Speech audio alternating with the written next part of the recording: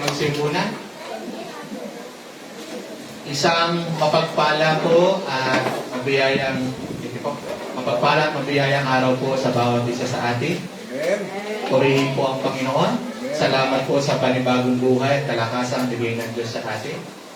Tandaan po natin ang dakilang pagpapala na patuloy natin naranasan sa buhay ay ang kalakasan ng buhay na binibigay ng Panginoon.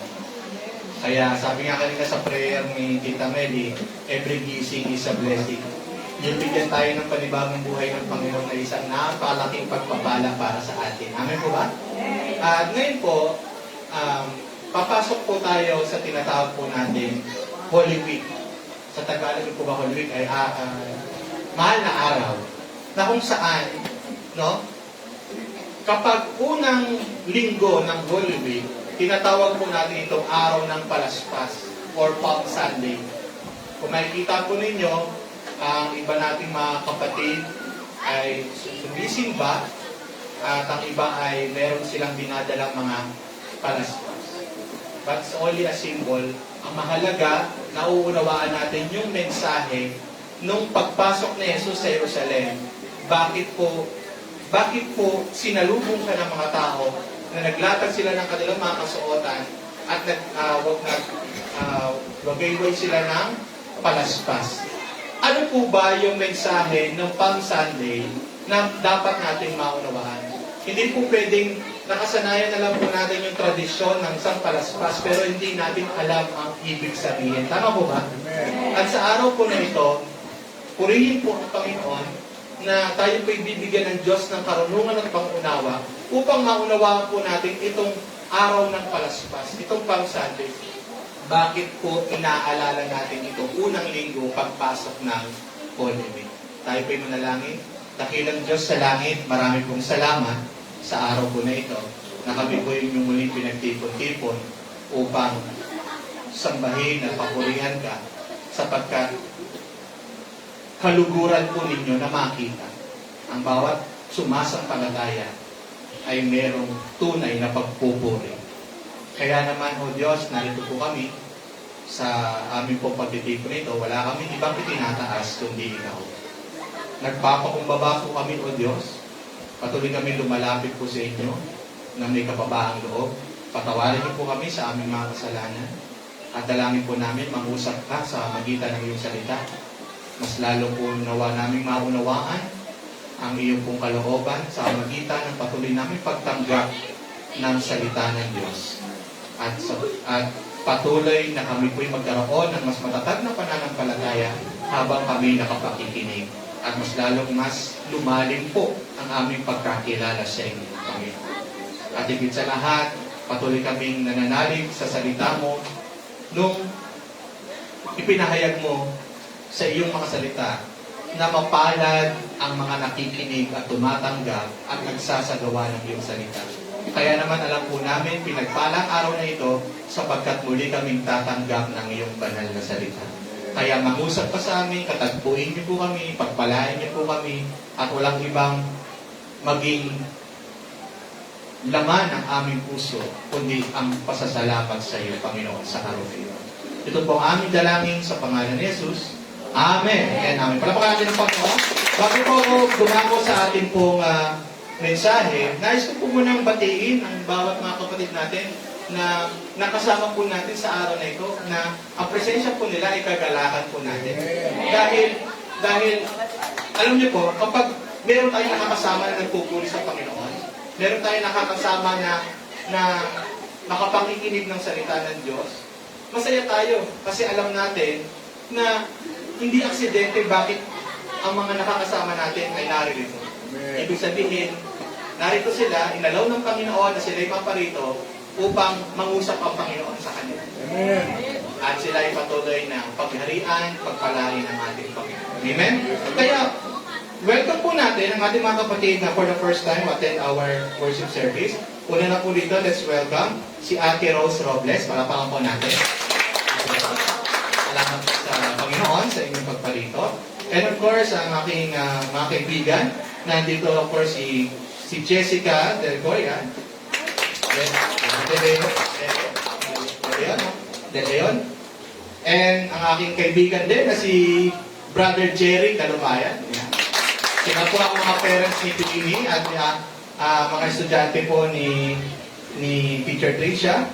And of course, let's welcome also yung si Ate Sally Rodriguez. Ayan si Ate Sally. Ako, na-welcome natin yung nakaraan. No? Pero welcome na welcome pa rin sa presensya ng Panginoon. Alam niyo po, ang presensya niyo po ay kagalakan po namin, mga kaibigan, mga kapatid. Kasi ang makasama namin kayo sa Panginoon ay kagalakan. Dahil ang tayo lahat ay sama-sama sa Panginoon, alam po namin na hindi po kayo nagkamali ng desisyon. Kasi sabi ko nga po kanina, sa buhay na ito, nakikita po natin ang daming nangyayari, nagiging magulo, yung buhay natin, pabigat ng pabigat, nagbabago lahat ng sitwasyon, at makikita natin sa mundo ito, wala pong permanente. Lahat nagbabago. Pero yung relasyon natin sa Panginoon, yun po yung madadala natin hanggang sa buhay na walang hanggan. Amen po ba? Amen. Kaya kagalakan po namin na tayong lahat ay magkasama-sama sa Panginoon. Kasi kung meron man tayong mapapanatili sa buhay natin, yan yung faith and relationship natin kay Jesus. Na habang buhay natin dadalhin, kahit tayo may lumisan sa mundong ito. Dahil haharap tayo sa Panginoon at tayo haharap sa Kanya na titignan niya sa atin kung tayo ba'y nabuhay sa mundong ito na nakay Kristo. Amen po? Amen. Salamat po. Palapakan natin minsan pa ang Panginoon. Praise the Lord. Palm Sunday. Araw ng Palaspas.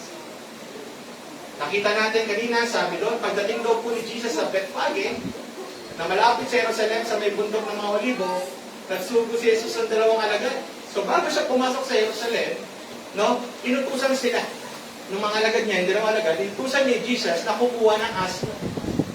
Kapag may nagsabi sa inyo, na kailangan sila ng Panginoon, kagad niya itong ipapadala sa kanila. So, ibig sabihin, yung pagpasok ng Jesus sa Jerusalem, yun po ay nakatakdang mangyari na. Amin po ba? Kasi sinasabi ni Jesus na kapag sinabi niyo kailangan ng Panginoon ng asno, ibibigay sa inyo. Ibig sabihin, yung araw na yun ay kailangan maganap. Bakit? Dahil yung pagpasok niya sa Jerusalem, doon na magsisimula yung misyon ng pagliligtas ng Panginoon. Kaya kailangan matuloy yung misyon ng pagliligtas ng Panginoon sapagkat naparito si Jesus sa isang napakadakilang misyon. Amen po ba? In verse 5, nakita po natin, nung sumunod na po ang mga alagad, at nakasakay na si Jesus Christ sa asno, nakita po natin, nung siya'y pumapasok, marami pong mga tao na nag-welcome sa kanyang pagdating. Naglatag ng mga damit, nagwagayway ng kanilang mga daladalang palaspas. At doon sa Jerusalem, sinabi nila, habang ginawagayway nila ang palaspas, Hosana, anak ni David, papuri sa kanya, pumaparito sa pangalan ng Panginoon ang Hosana nakataas-taas. So, makikita po natin dito na very significant po yung pagpasok ni Jesus sa Jerusalem. Amen? Yan, nakita po natin. Ang mga taong ito, nagpupuri sila nung si Jesus Christ ay pumasok sa Jerusalem. Bakit ko ito kinikwento? Kasi para makita, ma-picture nyo, makita nyo yung pinakakwento. Para mas maunawaan nyo yung konteksto ng verse sa Bible. Nung pumasok si Jesus, welcome siya ng mga tao. Therefore, sabi ng mga tao, Hosanna to the Son of David. Blessed is he who comes in the name of the Lord. Hosanna in the highest heaven. Papuri daw sa Diyos na kataas-taas. Ibig sabihin po ng mga kapatid, yung mga taong ito ay naghihintay sa Mesaya. Sa propesiya kasi ng kanilang mga ninuno, sinabi sa kanila, pinahayag na merong Mesayang darating. May tagapagligtas na darating. Okay? Kaya, nung nakita nila na si Jesus Christ ay papasok, inakala nila na si Jesus Christ ang kanilang inaasahang nakita na ito ito yung Messiah na ating hinihintay. Na ayon sa propesiya. Nabako na ninyo? Kaya sila nagdiwang. So why did the people think Jesus was the king when he entered to Jerusalem? In Zechariah chapter 9 verse 9, kwento ko muna. In Zechariah chapter 9 verse 9, ito yung prophecy. See, your king comes to you, righteous and victorious, lowly and riding on a donkey. So tinupad lang pala ni Jesus yung sinasaad sa propesiya na mayroong hari na darating na nakasakay sa asno. At alala ng mga tao yun. Nakasakay sa asno, paparating, ito na nga yung Messiah na ating hinihintay. Na ayon sa propesiya. Old Testament, Zechariah 9:9. Ito po yung Old Testament prophecy. Okay? Then, nakita din nila na siguro ito nga yung hinihintay natin kasi nakilala nila si Jesus na nag-perform ng maraming miracles. At ang pinakadakilang miracles na kanyang nagawa ay yung nabuhay ng muli si Lazaro. So, nabalitahan ng mga tao yun.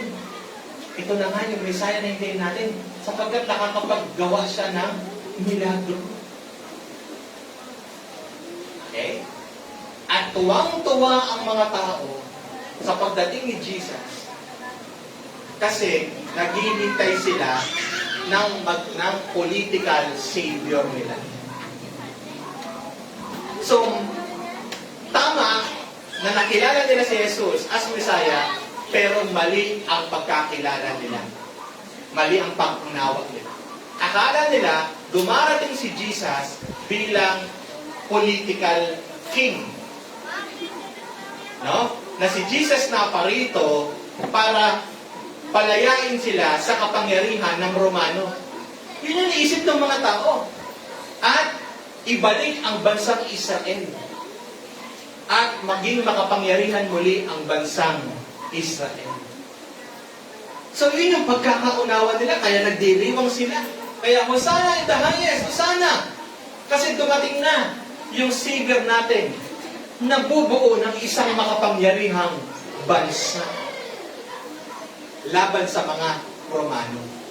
Pero hindi po yun ang purpose ni Lord. Bakit siya naparito? Hindi siya naparito para mag-ari-ari ang makapangyarihan na lalaban sa mga Romano. Hindi siya para makipagdigma. Ako lang niya. Hindi siya para bumuo ng isang makapangyarihang bansa na tatawagin Israel upang makibaka at upang ang bansang Israel ay mas maging makapangyarihan sa iba't ibang mga bansa. Hindi po yun. Dahil naparito si Jesus Christ na isang mapagpakumbaba. Hello? Naparito si Jesus na isang mapagpakumbaba. Jesus is the King who came in humility. Siya ay mula sa langit pero naparito siya hindi para paglingkuran kundi para maglingkod. Tingnan niyo yung example ng Panginoong Jesus. Sa mga tao gusto siya pinaglilingkuran. Siya pinagsisilbihan. Ang mga tao gusto siya yung nakalalamang. Ang mga tao gusto siya yung nasa unahan. Tama po ba? Sa tao gusto lagi siyang nakalalamang. Pero si Jesus iba. Kahit siya'y hari, kahit siya'y Diyos na nagmula sa langit, naparito siya hindi para pagsilbihan, kundi naparito siya upang maglingkod. Amen. Nawa yung example ni Jesus na ito, dalhin natin. We are here in this world to live with humility. Gaya ni Jesus Christ. Sabi mo nga sa tabi mo, patuloy lang tayong maging mapagpakumbaba gaya ni Jesus. Amen po ba?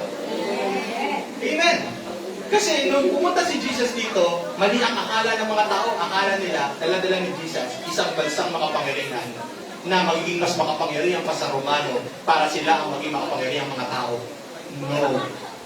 Anong purpose ni Jesus? Bakit siya naparito? No? Naparito si Jesus hindi para maging political savior, hindi para magbuo ng earthly kingdom. Naparito si Jesus para maging tagapagligtas ng kaluluwa ng tao. Naparito si Jesus para bumuo, para maligtas tayo spiritually, ang ating kaluluwa. Amin po ba?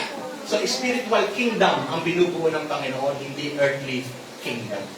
Kasi ang layunin ng Panginoon, Jesus came to save people from sin and restore them to God.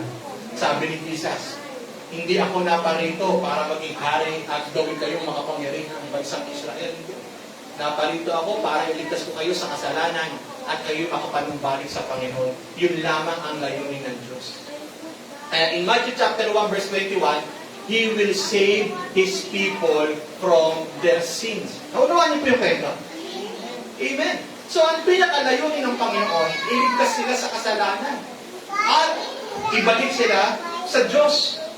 Kaya yung mga tao itong sigaw na Hosana, Hosana, sila rin yung mga sumigaw bandang huli na ipako siya sa krus. Kasi hindi nila na-meet yung expectation na si Jesus Christ ang magpapalaya sa kanila laban sa kapangyarihan ng Romano. Sila rin yung sumigaw, ipako siya sa krus, ipako siya sa krus. Kasi mali ang kanilang inaasahan kay Kristo. Ano ba? Amen. So, ito po yung pinakalayunin ng Panginoon. Hindi para bumuo ng makapangyarihang bansa at mas maging makapangyarihan ng mga tao na sasakupan niya, kundi para sila iligtas sa kanilang mga kasalanan at makapanumbalik sila sa Diyos.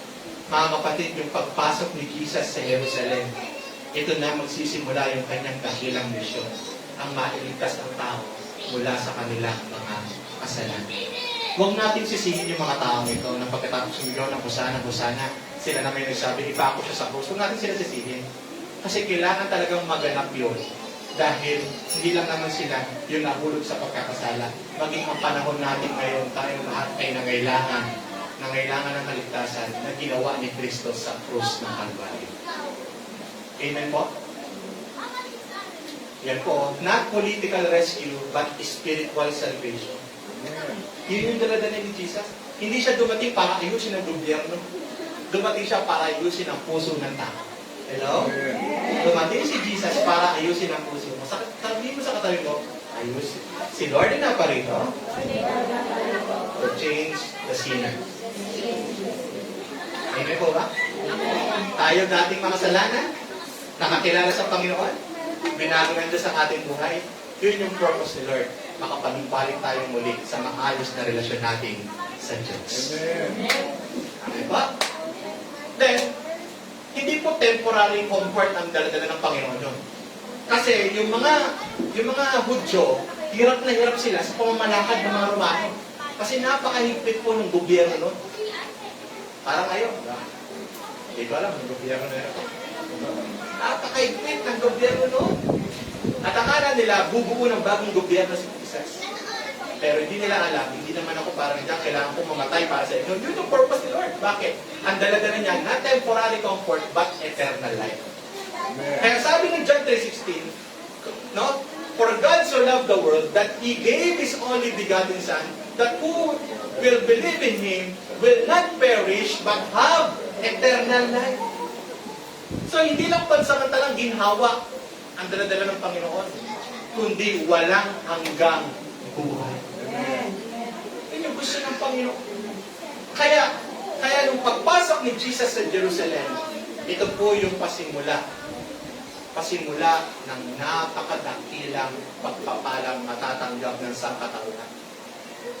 Bakit?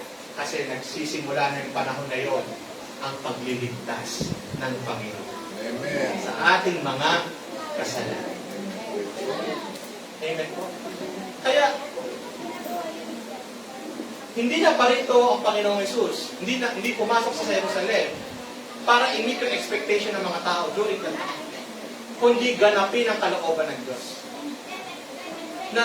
Na hindi kaya ng tao maligtas ang kanyang sarili mula sa kanilang mga kasalanan. Dahil nga hindi natin kayang maabot ang kabanalan ng Panginoon. Kahit anong gawin natin, makasalanan tayo. Kahit anong gawin natin, hindi natin kaya maging perfecto ang buhay natin. Tama po. Sino po makapagsasabi sa inyo na kayo'y walang kasalanan. Sabi ng Bible, ang nagsasabing siya'y walang kasalanan, siya'y sinungaling. So sa taas ng kamay, nagsasabing siya'y walang kasalanan. Perfecto ang buhay niya. Wala makapagsasabi. Kaya, ibig sabihin nun, lahat tayo ay nasa kapahamakan. Lahat tayo ay nasa kaparusahan ng kasalanan. Kaya, paano natin ililigtas ang sarili natin kung lahat nga tayo ay nagkasala? Wala nga tayo. Walang perfecto. Walang perfection na naging buhay natin. So, anong mangyayari sa atin? Lahat tayo ay mauuwi sa kapahamakan. At sabi ng Diyos, hindi kaya ng tao iligtas sa kanyang sarili dahil siya'y makasalanan. Ako na ang gagawa ng paraan. Bumaba ang Panginoong Hesus mula sa langit upang siya na ang magbayad ng ating mga kasalanan. At niloob ng Diyos Ama na ang kanyang anak ay mamatay para sa atin. Kaya naparito si Jesus hindi para i-meet yung expectation ng tao na siya po ay maging hari nila at bumuo ng bagong gobyerno, kundi si Kristo ay naparito para mamatay para sa kanila. Kaya hindi nila na-meet yung expectation, kaya sabi nila, hindi pala ito yung tunay ng Messiah na hinihintay natin eh. Ipako siya sa krus. Kaya bandang huli, sila naman yung sumigaw na ipako siya sa krus kasi iba yung pagka-expect nila sa pagdating ng Panginoong Jesus. So yun yung kwento. Amen? Jesus came to this world hindi para maglingkod, hindi para paglingkuran, kundi upang ialay niya ang kanyang buhay para sa lahat ng tao. Kaya sabi ni Jesus Christ, I'm not here to serve, but to sacrifice. In Mark chapter 10, verse 45, naparito siya to give His life as a ransom for men. Hindi siya dumating para pagsilbihan, dumating siya para mag-alay ng kanyang buhay. Tingnan po natin gano'ng kadakila si Kristo. Kaya yung pagpasok na sa Jerusalem, yun na yung pagsimula na handa niya na i-sacrifice ang kanyang buhay para sa atin lahat. That's the story. Kaya tingnan po natin yung lesson ng story na ito. Paano ba natin titignan si Jesus? Katulad ba tayo ng mga audience noon? Katulad ba tayo ng mga crowd noon? Iba ang pagkakilala sa Panginoon. Ang tingin lang natin kay Jesus, yung kapag nangangailangan tayo, tatawagin natin siya. Ang tingin lang ng mga tao sa Kanya, helper. Lalapit sa Kanya kapag may kailangan. Hello? Ganun ang mga tao. Bakit ang mga tao kilala lang si Jesus kapag may kailangan? May inaasahan. Pero hindi nagiging tagapagligtas talaga ng buhay nila. Kasi ayaw nilang isuko ang buhay nila sa Panginoon. Gusto lang nila humingi. Bakit yung iba? Gusto lang nila lumapit sa Diyos to provide their needs. Pero ayaw naman nilang pangunahan sila ng Panginoon sa kanilang buhay. Maraming iba tumatawag pero ayaw sumunod sa Diyos. Tumatawag sa Kanya pero ayaw sumunod sa Kanya. So maraming mga ganun ng tao. Nakikita nila si Jesus base sa kanilang kagustuhan lamang, hindi kung sino talaga ang Diyos. Naunawaan po ninyo, sana si Jesus hindi lang po tayo tumatawag sa Kanya dahil nangangailangan tayo ng tulong. Sana hindi lang tayo tumatawag sa Panginoong Jesus dahil alam natin, hihingi natin yung ating pangailangan. Sana hindi lang tayo tumatawag sa Panginoon dahil may inaasahan tayo. Sana tumatawag tayo sa Panginoon dahil kinikilala natin siya na siya lamang ang tagapagligtas. Siya lamang ang mangunguna sa atin. Siya lang ang dapat masunod sa buhay natin. Amen po ba? Malamaan natin ang Panginoon. He is the King of our life. Siya ba ang hari ng buhay natin? Siya ba ay hari ng buhay natin? Amen. Praise the Lord. Maybe we are like the crowd. We go to Jesus only when we have problems. Kapag ba may problema lang ba tayo lumalapit kay Kristo? Yung mga tao ng panahon na yon, dahil nahihirapan sila sa pamumuno ng Romano, kaya kinilala nila si Jesus sa pagkakakalang kailangan merong isang taong tatayo para sa kanila para maalis sila sa paghihirap ng pamumuno ng mga Romano. Pero nung nalaman nila na hindi yun yung pakay ng Panginoong Jesus, binitawan nila si Jesus sa kanilang buhay. So sana po, tayo po, hindi katulad ng mga taong yun. na kailangan lang si Jesus kapag may problema tayo. Pero sa panahon ba na wala tayong problema, tayo po ba'y patuloy na lumalapit sa Panginoong Jesus? We forget Him when life is okay. Kapag ang buhay ay maayos, nakakalimutan siya. Pero kapag ang buhay may problema, doon siya naaalala. Sana hindi po ganun. Katulad ng mga audience noon. Hindi kahit na anong sitwasyon ng buhay natin, patuloy nating aalalahanin ang Panginoon sa ating buhay. At patuloy pa rin natin isisigaw, papuri sa Diyos sa kataas-taasan, anumang sitwasyon ng ating buhay. Amen po ba? Amen. Gusto natin ang kanyang blessing, gusto natin ang kanyang pagpapala, pero ayaw natin sumunod sa kanya. Ganun yung mga tao. Nung nagtuturo ang Panginoong Jesus ng mga aral patungkol sa Diyos, di ba? Sila yung bandang huli mga taong nag-curse sa kanya, ipamon siya sa krus. Hindi nila naunawaan na yung tinuturo ng Panginoon. Ito'y biyaya ng buhay na maunawaan nila, mapakinggan nila ang mga aral ni Jesus. Sila rin yung nagtatuwa, sila rin yung sumigaw ng ipamon siya sa krus. Kasi ang gusto lang nila, magkaroon sila ng biyaya. Ang gusto lang nila, maayos ang buhay nila. Pero ayaw nilang sumunod sa kalooban ng Diyos. Tayo po ba? Ang gusto lang po ba natin pinagpalang buhay? Sino ba naman ang ayaw ng pinagpalang buhay? Taas na kamay ang ayaw ng pinagpalang buhay. Pero taas na kamay lahat ang gustong pinagpalang buhay. Lahat tayo nangangarap tayo ng pagpapalang buhay. Pero hindi lamang dapat pagpapala ang nais natin sa Diyos. Dapat, nais natin ng pagpapala at higit sa lahat, nais natin sumunod sa Kanya bilang hari ng ating buhay. Amen po ba? Na huwag natin siyang kakalimutan, gaya ng paglimot ng mga taong yun. Nung si Kristo na nasa Golgotha upang harapin ang kanyang kamatayan. Kapatid, alalahanin mo si Jesus. Siya noon, ngayon, at bukas. At magpakinig. Baliwala ang marating mo sa buhay kung wala si Jesus. Baliwala ang anumang maranasan mo sa buhay kung wala si Jesus. Dahil lahat ng bagay sa mundong ito, lahat yan ay mawawala. Lahat yan ay lilipas. Lahat yan ay magbabago.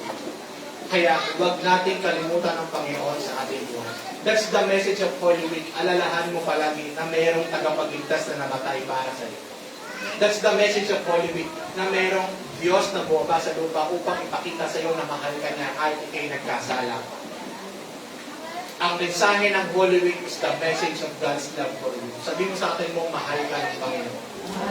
Mahal ka ng Diyos. Ano ka mang kasalanan mo, gano'ng kabigat ang kasalanan mo, gano'ng kalaki ang kasalanan mo, minahal ka ng Diyos na bumaba sa lupa upang ialay ang kanyang buhay para sa iyo. Pero sana naman po, hindi lang natin siya naaalala sa panahon na namumblema tayo. Sana naaalala natin siya na hindi lang sa sitwasyon mo, kaya mo siya naaalala, kundi lagi mo siyang naaalala sapagkat alam mo, walang ibang tagapagligtas, walang ibang Diyos, walang ibang hari, walang ibang kataas-taasan, kundi siya lamang. Anumang kalagayan ng ating buhay.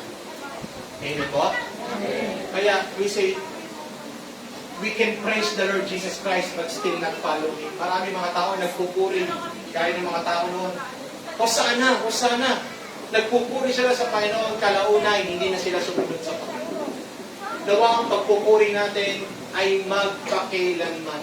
At ang pagpupuri natin ay hindi lang pagpupuri ng mga labi, kundi pagpupuri handang sumunod sa ating Panginoon. Amen po. We're not just praising the Lord in our lips, but we praise the Lord Jesus Christ in our hearts. Amen po ba? We praise the Lord Jesus Christ in our lives. Hindi lang sa sinasabi ng ating mga labi. Just like the crowd before, they shout, Hosanna! Today, nagpupuri sila, Hosanna, kataas-taasan. Pero nung kinabukasan, they walk away when things don't go our way. Nung nakita nila ng kanilang inaasahan sa Panginoon, parang hindi naman ito inaasahan ko sa Kanya. Ang inaasahan namin, hari na, pati po nung hari na hindi parang ganyan, na laging talunan. na laging parang kinakawawa. Eh si Jesus Christ, alam niya na kailangan niyang tanggapin ang mga paghihirap. Sabi ng mga tao, hindi naman yung ganyan inintay na yung Messiah. Parang na pinahihirapan, parang walang ginagawa. Eh alam kasi ni Jesus na hindi naman ako yung hari na inaasahan ninyo na makapangyarihan na lilipunin ang bansang Roma. Hindi. Naparito ako para mamatay. Naparito ako para maghirap. Kasi nga, kailangan ko pagbayaran ng inyong mga kasalanan. Kaya nawala ng tiwala yung mga tao. Hindi naman pala yung Messiah. Ang Messiah ang hintay namin, yung magtatagumpay. Yung Messiah ang hintay namin, mas pwede makapangyarihan. Eh, bakit yan? Bakit yan? Naghihirap. Bakit yan? Diba? Parang nadurusa. Ay, hindi yan. Kaya ipako na yan sa krus. Hindi yan yung hintay namin Messiah. Bandang muli, sila ito maligod sa Panginoon. Kapatid, sana po. Ngayon, maayos ang kalagayan natin. Nagpupuri tayo sa Panginoon. Ngayon, maayos ang buhay natin. Nagpupuri tayo sa Panginoon. Paano pag dumating yung araw na subutin tayo sa ating buhay? Patuloy pa rin ba tayong lalakad kasama ang Panginoon? Subukin mo ang ating buhay, patuloy pa rin ba tayo magpapatuloy sa Panginoon? Ano bang maging kalagayan ng buhay natin pag papatuloy pa rin ba tayo sa Panginoon? Patuloy pa rin ba tayong sisigaw, papuri sa Kanya magpakailanman? Kahit ang buhay ay mahirap, patuloy pa rin ba tayong sisigaw, papuri sa Diyos magpakailanman? Kahit hindi natin natanggap ng ating mga inaasahan, papuri pa rin sa Kanya dahil nagtitiwala tayo sa Kanya. Kahit iba yung inaasahan natin sa buhay, pero iba ang dumating, papuri pa rin sa Kanya. Bakit? Ang tiwala natin ay sa Diyos. Ang tiwala natin ay nasa Kanya. Amen po? Yes. Kaya, kung si Jesus ay helper mo lang, tingin mo sa Kanya, parang lalapit ka lang sa Kanya pag may problema ka. Lalapit ka lang sa Kanya dahil may inaasahan ka. Agad mo siyang iiwan. Yun ang totoo. Pag yun lang yung tingin mo sa Kanya. Pero pag ang tingin mo sa Kanya, Panginoon ng buhay mo. Ang tingin mo sa Kanya, tagapagligtas ng buhay mo, hindi mo siya iiwan kailan pa. Amen? Susunod ka sa Kanya kailan pa man. Hindi mo hahayaan, hindi ka sumunod sa Kanya. Kasi hindi lang siya helper. Hindi mo lang tingin sa Kanya ay tutulungan ka. Hindi mo lang tingin sa Kanya, bibigyan ka. Hindi ka. Iba ang Panginoon sa Panginoon. Maraming mga tao ang tingin kay Jesus Christ, Panginoon. Pero ang taong tunay na may pananampalataya, Panginoon. Mamili tayo. Ano ba si Jesus? Panginoon o Panginoon? O siya, Panginoon ang ating buhay, hindi mo siya tatalikuran. Susunod at susunod ka sa Kanya. Mamahalin at mamahalin mo siya. Papupurihan mo siya. Pagkakatiwalaan at pagkakatiwalaan mo siya. Mananatili ka sa Kanya magpakailan niya.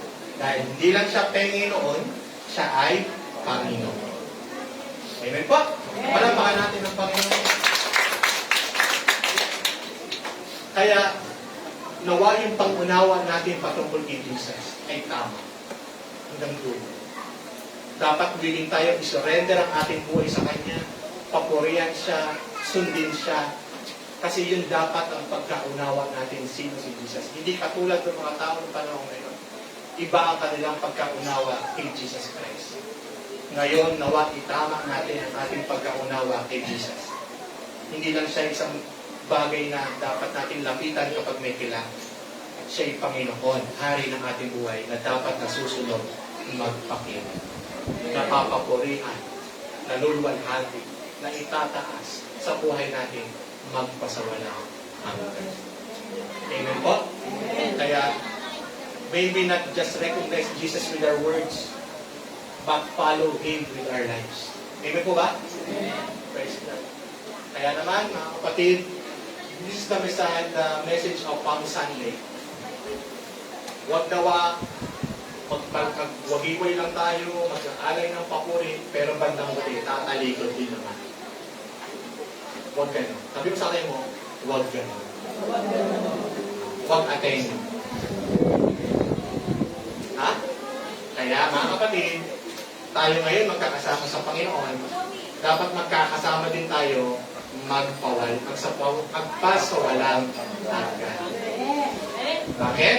Kasi tama ang pagkakilala natin kay Kristo. At kung tama ang pagkakilala natin sa Panginoon, hindi tayo bibitaw sa ating pananampalataya. Hindi tayo susuko sa ating paniniwala. Hindi mawawala ang ating pagtitiwala.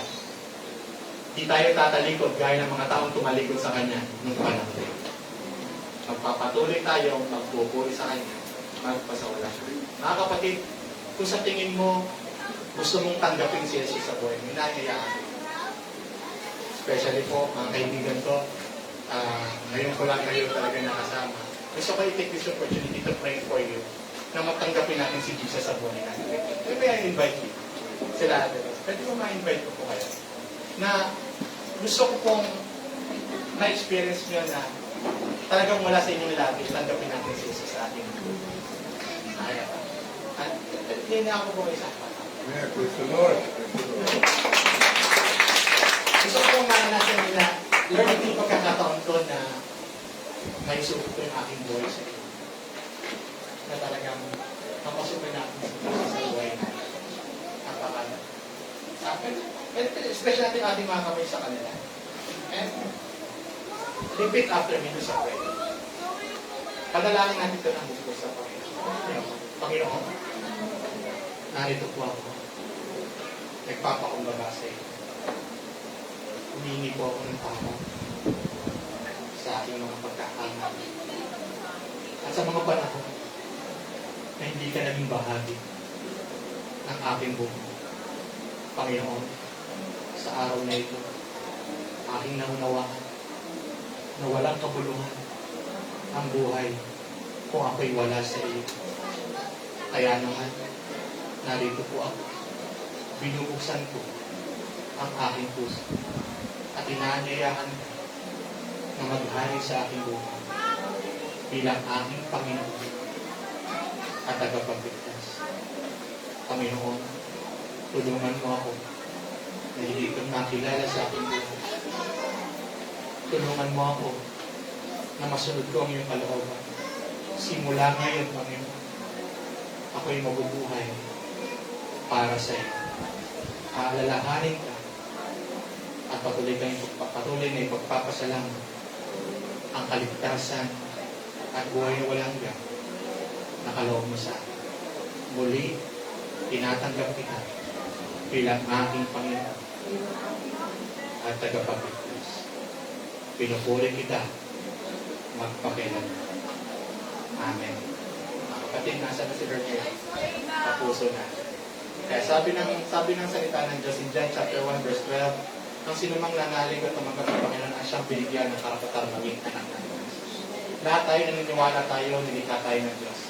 Pero sabi ng Bible, ang sinumang nanalig at tumanggap kay Kristo, ang siyang binigyan ng karapatan maging anak ng Diyos. Tayo ngayon ay tinatawag ng mga anak ng Diyos dahil tinanggap ko si Kristo sa inyong buhay bilang Panginoon at tagapagligtas. Amen. Ang wala sa inyong puso. Kaya palakpakan po natin ang lakad-dasan ng mga kita mo ng aking mga kaibigan. Purihin po ang Panginoon. Kung po manalangin sa inyo, Ama, sa kanila pong pagtanggap sa Panginoong Yesus at pagsuko ng kanilang ipakita niyo po, Panginoon, ang iyong katapatan sa kanila. Dalahin ko, Panginoon, na sa kanilang pagsisimula ng buhay na kasama ka, Panginoong Yesus. Sa kanilang pagsisimula ng buhay na mas kumikilala sa iyo, pagpalain niyo po ang kanilang buhay. Mas pangunahan niyo sila. Mas patnubayan niyo sila. Mas punuin niyo sila ng iyong kapayapaan at kagalakan. Mas pagharian mo ang kanilang buhay at mas pagtalumpay mo hindi lang sila kundi ang kanilang buong sambahayan. Ipakita niyo po kayo ay tapat sa sino mang lumalapit, nagtitiwala at tumatanggap sa inyo bilang Panginoon at tagapagligtas. Kaya sa aking mga kaibigan na ito, dalahin ko po na simula ngayon, mas mararanasan nila, Panginoon, ang pagkilos mo, ang presensya mo, at ang pagpapalat paggabay mo sa kanilang buhay. Ngayon at magpakailan. Amen. Salamat, Lord. Tayo po ay, para sa lahat, tayo po ay manalangin. Salamat po, Panginoon Diyos, dahil napakagandang mensahe ng araw ng Palaspas. Na kung saan, Panginoon, matagumpay kang nakapasok sa Jerusalem. Dahil doon po nagsimula ang araw ng iyong pagliligtas. At nakita po namin, Panginoon, na hindi talaga dapat mali ang aming pagkakilala sa iyo. Hindi dapat kami, Panginoon, na tumatawag sa iyo dahil meron lamang kaming inaasa. Kundi dapat tumatawag kami sa iyo dahil tama ang aming pananampalataya. Na ikaw ang aming Panginoon, ikaw ang aming tagapagligtas, at hindi ka lang, Panginoong, kilala namin, kundi ikaw talaga ang nasusunod sa buhay namin. At salamat po sa iyong mga salita na nagpaalala sa amin. Hindi kami yung mga tao na pagkatapos ka makilala, tatalikuran ka. Kami yung mga tao sa tulong po ninyo, mananatili sa inyo magpakilan. Kami magpapatuloy sa pananampalataya, pagpupuri, paglilingkod sa iyo, hanggang sa katapusan sa mundo. Hanggang sa iyong muling pagbabalik, mananatili po kami sa iyong Panginoon. Hindi kami yung mga taong tatalikod, hindi kami taong makakalimot. Magpapatuloy kami hanggang wakas. Kaya samahan mo kami, gabayan kami para magtagumpay sa buhay na ito. Pagpalain po kami, Panginoon. Ito po ang aming dalangin sa pangalan ni Jesus. Amen. God bless po. Praise the Lord.